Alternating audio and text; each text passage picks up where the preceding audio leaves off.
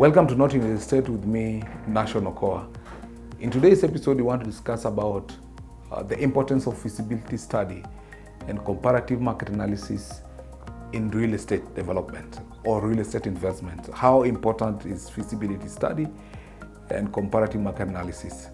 But before I jump into that, I just want to remind you about my book, Don't Buy That House, an insightful guide to off-plan house purchase. If you're looking to buy a house off-plan or even complete house, I discuss about the 7 critical areas that you must go through before you buy a house off-plan. I mean, it's very imperative that you get the book. It's available on Nuria. It's available on Rafu Bookstore. You can get in touch with us. We'll be able to give you a copy. Very important book for today's buyer if you're seeking to buy a house off-plan, mostly off-plan, but also complete house. Now, let's jump into it. Feasibility studies and CMA, what we call the comparative market analysis. First, let me explain what these two things are about. The CMA, we usually call it CMA, comparative market analysis, is the study of the market. And you basically go into the market to understand what the market says. I've always said that we are no longer in a seller's market in real estate. We are now in a buyer's market. This is now a buyer's market. The buyers decide a lot of things. There's a very stiff competition today in real estate. So understanding the market, understanding what the market wants, the market demands, the market niche is important for any developer seeking to go into real estate development.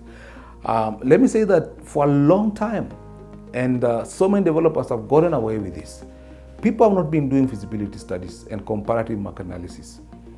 And because there was a huge demand that was to be met earlier, and with the boom, they got away with it. So many developers got away with it. But today's real estate, feasibility is what I always say is the transcendent Swiss Army knife of real estate. Feasibility study is Mother Nature's best effort to ensure you don't burn your fingers in real estate.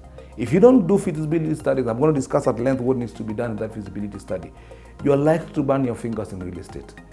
And the reason you see so many stalled projects, the reason you see so many stalled developments, empty projects, empty houses. I mean, even this week alone, we were talking about Edaman, the Ngara project, 2.7 billion project that they are blaming the market on. And simply, if you read that article by The Nation, you simply understand that they did not carry out feasibility studies. Because if they did that and understood the market, then you'll begin to respond to the market. Now, let me jump straight into the comparative market analysis. What does it entail? CMA entails a few things, and I'll go into them. Before you decide on what to do, and I tell clients all the time, when they walk to my office, this is not an industry where the client is always right. All right? You are not the only sensible Kenyan that is thinking about doing a 2-bed in Kileleshwa, for example. You are not the only sensible Kenyan that think about doing a mall in Kitengela, for example. All right? You're not the only reasonable Kenyan. You're not the only one who thinks about these things. There are so many people that think about these things. So it's important to go to the market and begin to appreciate what the market is doing. Now, when you go to do a comparative market analysis, you seek to do a few things. Number one, you're going to study the ongoing projects. What projects are ongoing currently in that area? All right? You want to do 2 beds. But sometimes you go to the market and you realize there are already 10 2-bed developments coming up. Will you still want to do your 2 beds? It could be yes or no, depending on the market that is there for 2-bed in that area. So you want to understand what are the ongoing projects in this area against what you are thinking about. All right? So if you go to Kileleshwa and you think about doing 4 bedrooms, how many projects of 4 bedrooms are currently ongoing in Kileleshwa? You seek to establish just in the comparative market analysis. Number 2, what are the recently completed projects? Because you don't operate in a vacuum in real estate. You operate within the parameters of a market. If there are recently completed developments, how many are they? Are they the same projects you're seeking to do? And how has the market responded to those completed projects, similar to what you're thinking about?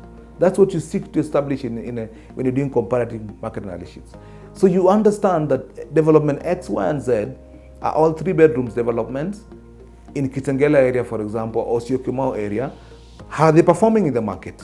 You want to understand that before you spend a penny in development. That's the beauty of comparative market analysis. You begin to appreciate that, oh, two beds are not going in Pangani. All the completed 2 bedrooms, for example, have not been sold or have not been rented. So there's a problem with the market on 2 bedrooms. Or it could be a positive news where you say, look, 2 beds have been completed in Pangani. All the 5 projects that have been recently completed in Pangani have actually been completed and have been sold. That's a good response to the market. All right. Number 3, when you're seeking to understand the CMA, the comparative market analysis, you're seeking to understand what we call upcoming projects. What are the projects in pipeline in that area? The market needs to tell you that. What are the projects in pipeline in that area? All right? You want to know that there are 5 upcoming. Remember, I've talked about ongoing, completed, and now upcoming developments.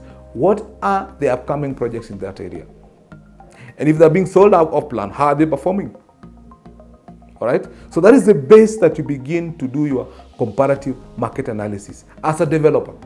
These things are not done more often by people, and that's why people burning their fingers in real estate. All right? As I said, you are not the only sensible Kenyan that is thinking about real estate developments. And you must get out of these things of, I hear 1 bed is selling. I hear studios are being rented well. I hear 4 beds are going in Kiambu area. There's nothing like I hear. This is, real estate is hard science. This is hard science investment. There have to be facts that backs everything that you're going to do. So the base is that you're going to understand ongoing projects, you're going to understand upcoming projects, and you're going to understand recently completed projects. How are those 3 projects that are in that area performing? How is it working for those 3 projects? All right? The second thing you seek to understand when you're doing the CMA, comparative market analysis, is you understand what I would call the facilities required in development. The facilities required. Yes, this is an area for 2 bed. What are the facilities, the ancillary facilities that the buyers in this area appreciate in developments? All right? The market will tell you that area you must have, for example, a DSQ. You must have a DSQ. Or that area you must have a gym. If you don't do a gym, it doesn't sell. Or that area, it's proper family areas that you must have a swimming pool because kids love swimming. So what are the auxiliary facilities? What are the amenities? What are the amenities that are required in that market? The CMA will tell you that. Thus, you must go and understand what are the amenities that that market requires. High-speed lifts, all right? Children play area. What are these things that that market supports? So that you don't do a development of 2 bed and you didn't meet the amenities that that market requires. Because as I said, this is now a buyer's market. The market needs to tell you what you're going to do. All right? Number 3, number 1 I said is understand the ongoing, upcoming, and recently completed projects. Number 2, I've talked about amenities, the auxiliary facilities that are in that market. Number 3 is the area. What is the area of that 2 bed? What is the area of that 3 bed? What is the area appreciation of buyers in that market? You want to understand that so that you don't do a 3 bed that is under-designed in terms of area or over-designed. You want to provide for what the market requires. All right? If you under-design, you will fail to sell. You'll definitely fail to sell. If you over-design, you will have a ballooned cost of constructions that you can't accommodate in your sales. So you must appreciate that in the market. What does the buyers require in terms of area? Number 4, very critical as well, is who is the buyer profile in that market? Who is the buyer? And you want to profile that buyer. Who are the buyers of 2 bedrooms in Kilimani? Who are the buyers of 4 bedroom Kilelesho? Who are the 100 million house buyers in Karen that you want to do? Profile that buyer. You want to understand that buyer properly. And can you meet the demands of that buyer? So the comparative market analysis provides you with the insights of the market. Most real estate projects are conceived like chamas. They're conceived in chama talks. And that is a problem we have with most projects. They are conceived in chama discussions, and then you come and say, oh, I heard in the chama discussions, two bed are selling. There's nothing like I heard in real estate. This is a hard science. These are hard facts. You must base your decisions on facts. And let me give you an example. A number of times, clients have worked in my office with this idea. Like, I have a land in Kileleshwa, and I want to do two beds, and I always ask them, why two beds? And usually you realize there is no much scientific research or numbers backing that decision. It's very emotive. And most developers have gone with that notion, and they burn their fingers. That's why we have arrived at what we call Me Too projects. Real estate has become a Me Too projects, where projects are so homogeneous. They're the same. And you realize it's because developers don't do any research before they undertake constructions, any market research. Because the market is still there. I tell developers all the time, we are still far off from achieving our housing demand. Only 16% of Kenyans own houses. Only 16% of us. So the market is there. However, people that are in this market or in this business of real estate, of investments, do not want to understand that buyer. And for a long time, they've gone with their guts, and now they're burning their fingers. Please, you must understand the market. You must do a comparative market analysis to understand what are the market demands. As I said, what are the ongoing projects? What are the upcoming projects? The recently completed projects. What are the amenities required in that area? Sometimes you'll find an area, and there are parts of this town where you can't do an open plan kitchen. Because the buyers in that area, if you profile them, do not appreciate open plan. So if you go with that, your notion of this is a modern society, and you want to do a modern development and you do open plan, you will not sell. It will be a challenge selling. And people have done those mistakes. So you must be able to profile the buyer, understand the area requirement of this development. You do certain areas like Syokimau, they do not appreciate big units, for example. Whether you put a 3-bed maisonette of 400 square meter, they'll want to pay you the same price because of that market. So you must appreciate that market totally. Then now, after understanding the comparative market analysis, then you'll feed this into your feasibility study. This tool usually is done at the same time. All right? So once you have understood the market, you have profiled the buyer, you have understood the area requirement of this market, then now you begin to feed this into the feasibility. Now you want to understand whether the maths, the return makes sense for you. So the market is saying, I do a 2-bed, for example, of 100 square meter. It must have a gym, it must have a high-speed lift, it must have a pool, all right? It must have a DSQ, for example. That's what the market is telling you. And I must sell it at X, because the comparative market analysis will also be able to tell you how much you need to sell at. What is the market range of that apartment in that area? So that you don't shoot yourself. You don't undersell, you don't oversell.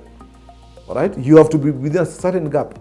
So the market will tell you that. So once it tells you all that, the area, the amenities needs to be there, the buyer that you're looking at, the price range you're looking at. Now you begin to feed this information into a feasibility document, because now you want to understand whether the return makes sense. And as I've said when I was starting, feasibility study, financial feasibility study, is a Swiss Army knife of real estate today.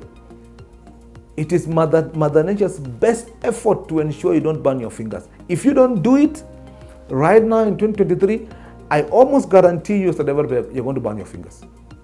You will burn your fingers. All right? Now, what do you look at in feasibility study? When you begin to understand feasibility, now you begin to input the real numbers into this development. And begin to see whether financially does it make sense. What is the return on investment? All right. So the certain components you look at quickly in feasibility study. The cost of land, for example. All right. It's a key component in feasibility study. The cost of land. How much is the land price? Number 2 is the construction cost.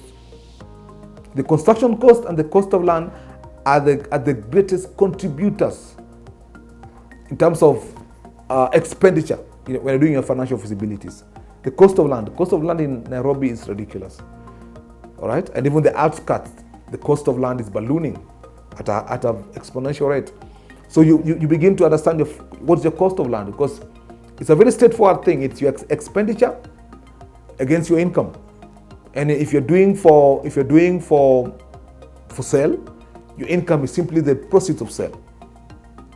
All right, the proceeds of sale is your income. Your expenditure, cost of land, cost of construction. All right, you have approval costs. Cost of approval, the county. Sometimes it can be quite a lot in Nairobi. In the outskirts of Nairobi and other counties, probably low. So the cost of approvals. What's the cost of NEMA? You're going to require an EI expert to submit your NEMA report for NEMA approval. Then you have the change of use. The land you want to build on is what? Is single dwelling. You want to do apartments of it, so you must do a change of use at the county as well. There's a cost implication to it at the county. Then the NCA, there's no fee for NCA, all right? So that is usually free, but the NEMA fee is there now. It was returned. The year's expert, the change of use, the county approval fee, all that, the cost of approval, you input it there, right? Then you have the professional cost, the professional consultants, right? The project manager, the architect, the quantity surveyor, the structural engineer, the electrical engineers, mechanical engineers. If sometimes you have you have a traffic consultant, you have an EIA consultant, you may have a surveyor consultant, a geotechnical consultant. All these people are required in a construction project at some point. You collect that all together, and that becomes your professional cost, right? Then you have your marketing. If you're building to sell, you need a marketing budget. You've seen billboards put advertisement on newspapers. It's a marketing cost to it, so that also becomes an expenditure. Then sometimes you have what you call administration. That will include your legal, your lawyer's fee. It will include your auditors, your financial guys, accountants. Everyone that is there becomes part of and sometimes even the people in the office. You have a receptionist. They're part of this project. Sometimes you put all that together into admin cost. And if you're borrowing to build, there's a finance cost as well. If you're borrowing from the bank, there's an interest rate. There's a finance cost to that money you're taking, so that becomes an expenditure as well. So it's a finance cost as well. So you put that all together, that becomes your expenditure on that project. All right? Once again, the land cost, the construction cost, those are the two big elements usually on a project. You have your approval cost, you have the professional consultants, you have your admin cost, you have your marketing budgets, your marketing cost, you have your financial costs. All that put together becomes your cost. Then you run that against your expenditure, against your sales, because your sales is the income. All right? Sales is the income. And remember, the market had told you all these things. The market had told you the price you need to sell at. It had given you a working area of the apartments. All right? With that diligence, sometimes you know how high you can go. So you can work against those two. Or even at that point, sometimes you'll find at that point, as a developer, you already have a design. So you can work out what I would call back of envelope high numbers on that design. So you can generate your construction costs, you can generate your sale prices and all those things, number of units. So work against those two, and then you see what the bottom line is. All right? So this is my cost, this is my expenditure. It's not difficult, it's not rocket science to work about how feasible a project is. It's not rocket science. So work about those two and see what the bottom line is. Is it negative or positive? All right? But this is the caveat I always say. Once you've worked out your expenditure and income, please don't work your return on investment before you subtract your income tax, because there's a 30% income tax. So once you worked out, so let's say my expenditure is 30 million, My sales is 100 million, so I'm getting 70 million, positive 70 million, because all my expenditure is 30 million, and my income is 70 from my sales. So I'm getting, and that's when I've paid commission already, so I'm getting 70 million, 100 minus 30. Now, don't work your percentage return, all right, based on 70, because there's still an income tax you need to pay on that. People who are not genuine with you, who wants to make that investment look attractive, who wants to deceive you, will usually work their percentage return on investment before they remove the income tax. Please deduct your income tax, because that is not on your pocket. Then decide what percentage that is as a return on investment. So it's 70 million minus 30% of that income tax. So that balance is what you work out on in terms of return on investment. All right? Now, this is the rule. This is my rule. This is not conventional. It's not universal. Anything below 15%, forget about building. Forget about development. Real estate must give you 15% and above annualized return. Annualized return. All right? Annualized return, 15% and above. If you're going to get more, the better.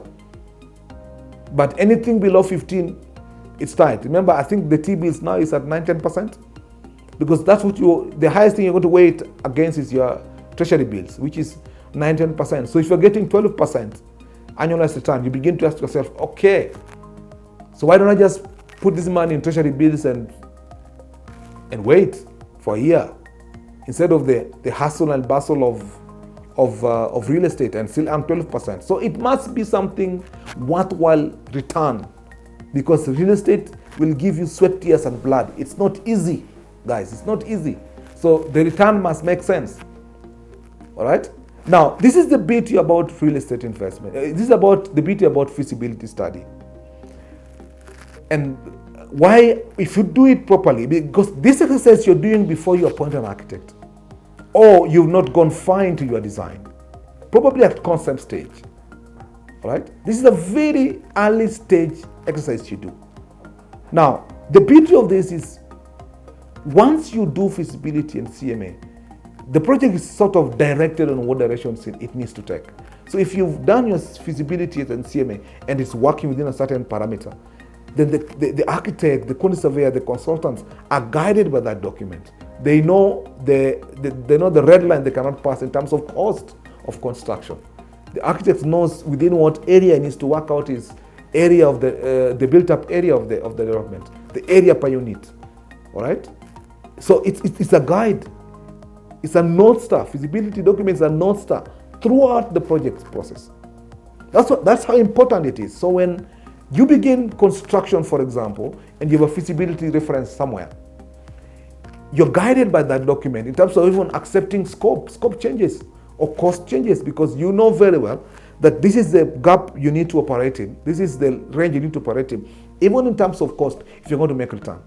So when changes come to site, when changes come during construction, when scope creep comes, all right, then you begin to know what range you have to play with. And it helps the project to say no to changes sometimes, to say no to variations that are being created. That's how important it is. It's a document that works a developer from start to finish if you're going to make your money. Now, without this document, you're flying blind as a developer. And that is why most projects are failing in this city. That's why projects are getting stalled. That's why projects are getting empty. Because you did the projects with your own gut feeling. All right? You thought you own buyers, and when you finish, the buyers will tell you, no, we can't pay for what you've given us. We can't afford that price you're putting. And then you get stuck with the development. So understand that as a developer, you are not building for yourself. And that's why I've always said the most critical thing a developer needs to do is to separate their emotions from a project. I've been on projects where a developer thinks the bedroom is too small, and I keep reminding them, to you, yes, but the market study tells us that is what the market wants. So you're not building that bedroom for yourself, because we made that mistakes on projects where a developer goes gung-ho on investments. and just does things out of the market. If you do that, the market will punitively punish you. So ensure you're within the parameters of the market. So do your CMA, do your feasibility study properly early on in the project, and let that be your North Star towards development. You will not make mistakes, you will make money. So feasibility, as I said, is a Swiss Army knife of the state today. You don't do it, you're in problems. Thank you.